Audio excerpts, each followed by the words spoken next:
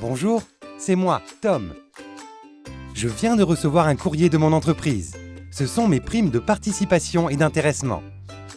Pour faire fructifier mon épargne, je peux placer ces primes sur mon plan d'épargne salariale. J'ai le choix entre plusieurs supports de placement. Des fonds monétaires, des fonds obligataires et des fonds actions. Pour les choisir, je dois d'abord me poser les bonnes questions. Sur quelle durée est-ce que je souhaite investir? Quel niveau de risque je suis prêt à accepter? Est-ce que je souhaite m'en occuper seul ou bien est-ce que je préfère bénéficier d'une solution clé en main? Le monétaire est un placement peu risqué. Je le choisirai si j'ai besoin de mon argent à court terme, c'est-à-dire dans moins de 2 ans. Toutefois, il faut savoir que les rendements des fonds monétaires sont aujourd'hui négatifs. Pour une durée de placement plus longue, entre 2 et 5 ans, je peux opter pour l'obligataire, avec un potentiel de rendement et une prise de risque modérée.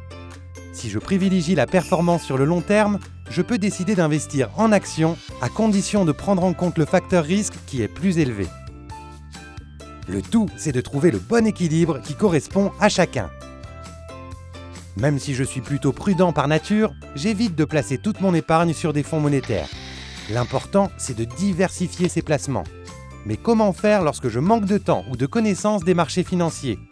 Je peux opter dans ce cas pour une solution clé en main avec des fonds diversifiés.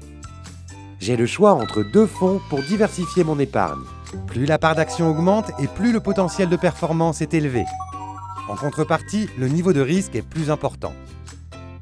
Vous pouvez également opter pour un fonds 100% flexible qui investit sur les différentes classes d'actifs en fonction des opportunités de marché. Vous voyez, c'est simple. Et surtout, il y en a pour tous les goûts.